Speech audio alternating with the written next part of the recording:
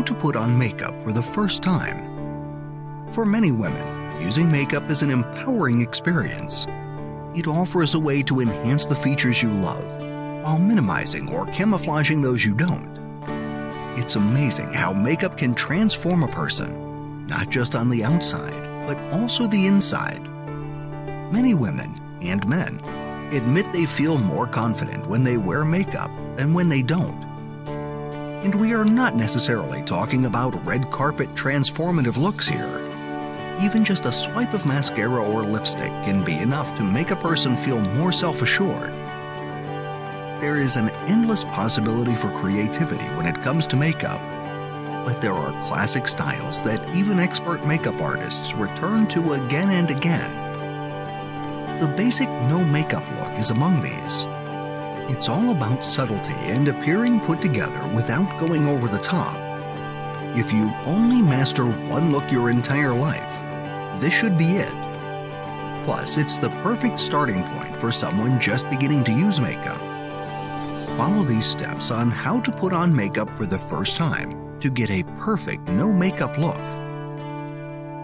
1. To get started, you need a basic makeup kit. It should include a tinted moisturizer, liquid concealer, some powder foundation, the easiest for beginners to use, brow tint, some mascara, blush or bronzer, and lipstick or lip gloss in what can be described as MLBB, My Lips But Better shade. More specifically, the latter refers to a natural-looking color about 2 to 3 shades deeper than your natural lips.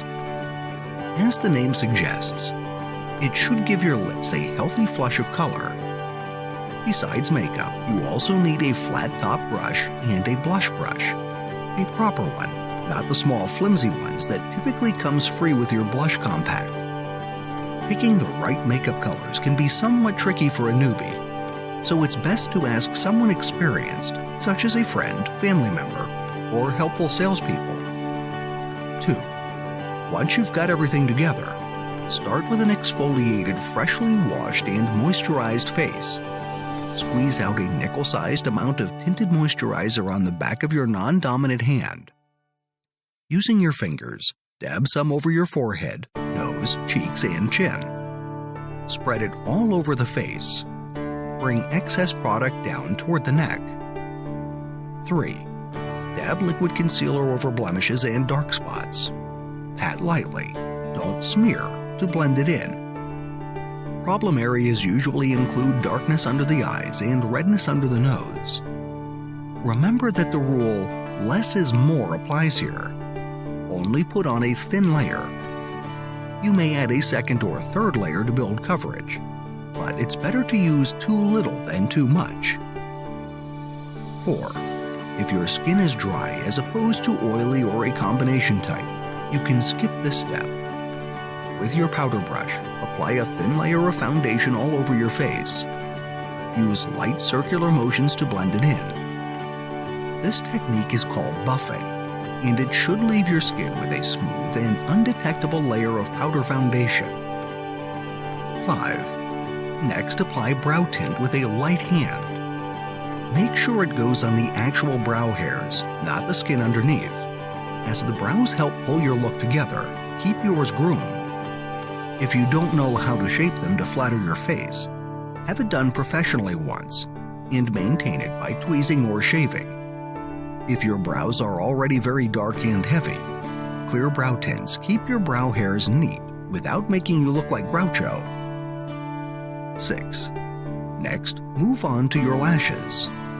Mascara makes your eyes look more open, so you appear well-rested and fresh. 7. As for blush or bronzer, use a brush to apply it on the apples of the cheeks.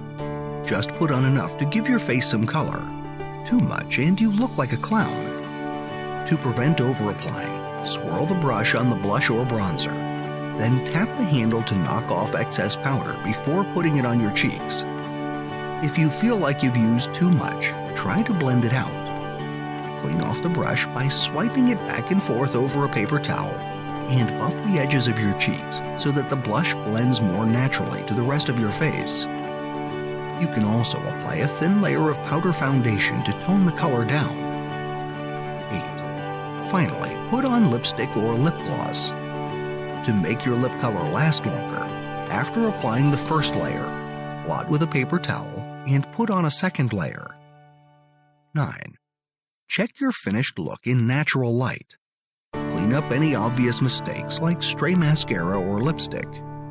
Make sure the color of your face matches to your neck. If you've chosen your foundation correctly, they would be closely matched. You can apply a little bit of foundation under the chin and on the neck for a more polished look. Learning how to put on makeup for the first time opens up a whole world of possibilities to creating a variety of looks. As any makeup artist would tell you, it's all about practice, practice, practice. Keep following these steps each time you use makeup, and soon you'll be able to complete this look in under 5 minutes.